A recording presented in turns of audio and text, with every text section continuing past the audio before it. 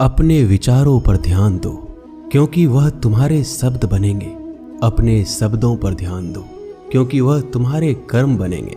अपने कर्मों पर ध्यान दो, क्योंकि वह तुम स्वयं बनोगे। गलती उसी से होती है जो मेहनत से काम करता है। निकम्मों की जिंदगी तो दूसरों की बुराई खोजने में खत्म हो जाती है। इज्जत इंसान की नहीं होती है, जरूरत की होती है। जरूरत खत्म तो इज्जत खत्म। बोलना सीखिए, वरना जिंदगी भर सुनना पड़ेगा। उड़ने में बुराई नहीं है, आप भी उड़े, लेकिन उतना ही जहां से जमीन साफ दिखाई देती हो। सिर्फ वो लोग आपकी परवाह करते हैं जो आपको तब भी सुन सकते हैं जब आप चुप होते हैं। चिंता उतना ही करिए जितने में काम हो जाए, उतना नहीं कि जिंदगी ही तमाम हो जाए। आप अपने शब्दों को चाहे जितनी भी समझदारी से बोलिए, लेकिन सुनने वाला अपनी योग्यता और अपने मन के विचारों के अनुसार उसका मतलब निकालता है। यकीन करो, जो तुम्हें भूल चुका है वो भी याद करेगा। बस उसके मतलब के दिन आने दो। कहानी जिंदगी की यही है कि इसमें मनचाहा किरदार नहीं मिलता। जिंदगी तो अपने दम पर ही जी जाती है। दूसरों के कंधों पे तो सिर्फ जनाजे उठाए जाते हैं। आपकी मुस्कान आपके चेहरे पे भगवान के हस्ताक्षर है। उसे अपने आंसुओं से धुल लें या क्रोध से मिटने ना दें। कोई भी व्यक्ति हमारा मित्र या शत्रु बनकर संसार में नहीं आता। हमारा व्यवहार और शब्द ही लोगों को मित्र और शत्रु बनाता है। जो व्यक्ति हर वक्त दुख का रोना रोता है, उसके द्वार पर खड़ा सुख बाहर से ही लौट जाता है। जिसके पास उम्मीद और आस है, वो जिंदगी के हर इम्तिहान में पास है। हर कोई अपना नहीं होता, और यही सच है। कितने अजीब है ये जमाने के लोग। खिलौना छोड़कर जज्बातों से खेलते हैं। महान दिमाग विचारों की चर्चा करता है, औसत दिमाग घटनाओं की चर्चा करता है, और छोटा दिमाग लोगों की चर्चा करता है। अहंकार ना पालिए जनाब, वक्त के समंदर में कई सिकंदर डूब गए। इन 5 जगहों पर हमेशा चुप रहना सीखिए। पहला, जहां आपके शब्दों की कोई कीमत नहीं। दूसरा, जहां बोलने के बाद आपको पश्चाताप ना करना पड़े। तीसरा, अगर आपके बोलने से किसी का दिल दुखता हो। चौथा, अगर आप गुस्से में हो, क्योंकि इंसान गुस्से में बिना कुछ सोचे समझे कुछ भी बोल देता है। और पांचवा, जहां आपको समझदारी से कोई सुनने वाला ना हो। किसी का कष्ट देखकर अगर तुम्हें भी कष्ट होता है, तो समझ लेना तुम्हारी आत्मा में परमात्मा विराजमान है। सिर्फ सुकून ढूंढिए, जरूरतें कभी भी पूरी नहीं होती। जिंदगी में सारा झगड़ा ख्वाहिशों का है। ना तो किसी को गम चाहिए, ना किसी को कम चाहिए। जिसके इरादे हमेशा साफ होते हैं, कई बार लोग उसी के खिलाफ होते हैं। जो तुमसे तंग आ जाए उसे छोड़ दो, क्योंकि बोझ बन जाने से याद बनना बेहतर है। झूठ की खरीदारी ज्यादा दिन तक नहीं टिकती। सच एक ही सही अंत तक साथ देता है। किसी इंसान के आज को देखकर उसके भविष्य का मजाक मत उड़ाओ, क्योंकि समय में इतनी शक्ति है कि वो कोयले को भी धीरे धीरे हीरे में बदल देता है। समय जब फैसला करता है तो गवाहों की जरूरत नहीं पड़ती। इंसान का काम तमाम करने वाला शब्द है।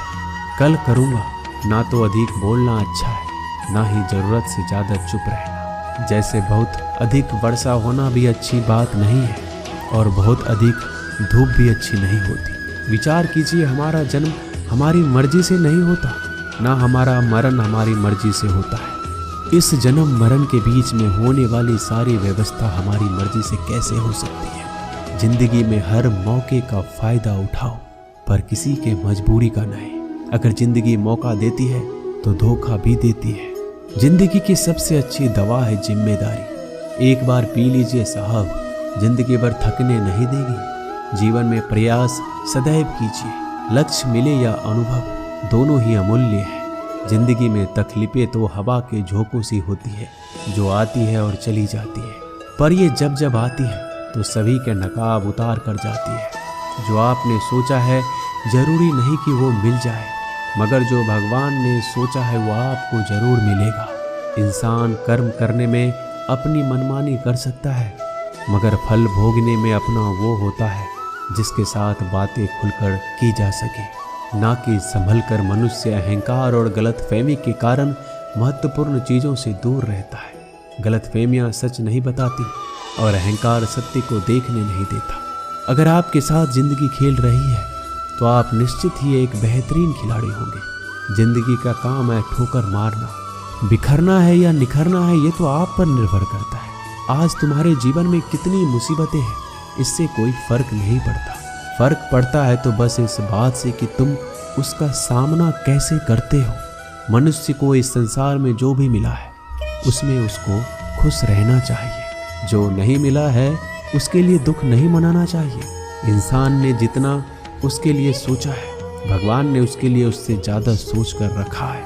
इसलिए कभी भी किसी चीज़ के बारे में चिंता मत करो। प्रभु श्री राम ने घर में विरोध सहा है, कान्हा ने भी समाज में बहुत सहा है और यह आपके साथ भी होगा। पर अगर इससे आप ऊपर उठोगे तो ही कुछ नाम बनेगा। दूसरों पर निर्भर रहने वाले लोग कभी खुश नहीं रह पाते। इसलिए इस लायक बनिए कि आपकी इच्छाओं का आप स्वयं पूरा कर सके। एक गांव में आग लग गई। आग बढ़ती जा रही थी। गांव वाले अपनी जान बचाने हेतु इधर उधर भाग रहे थे। एक चिड़िया ने इस दृश्य को देखा और अपनी चोंच में पानी भरकर आग बुझाने का प्रयास करने लगा। वो बार बार अपनी चोंच में पानी लाती और आग पर डालती। जब गांव वाले ने चिड़िया को आग पर पानी डालते देखा तो उनमें भी जोश आ गया और बोला, अगर ये चिड़िया प्रयास कर रही है तो हम क्यों नहीं कर सकते। सबने प्रयास किया और आग बुझ गई। ये सब एक कौवा देख रहा था। उसने चिड़िया से कहा कि तेरे पानी डालने से कुछ होना तो था नहीं, फिर ये क्यों कर रही थी। चिड़िया ने कहा, मेरे पानी डालने से कुछ हुआ या नहीं हुआ, लेकिन मुझे गर्व है कि जब इस आग की बात होगी तो मेरी गिनती आग बुझाने वालों में होगी, तेरी तरह तमाशा देखने वालों में नहीं। एक बार एक किसान अपने खेत में काम कर रहा था। खेत में काम करते करते किसान की घड़ी खो गई।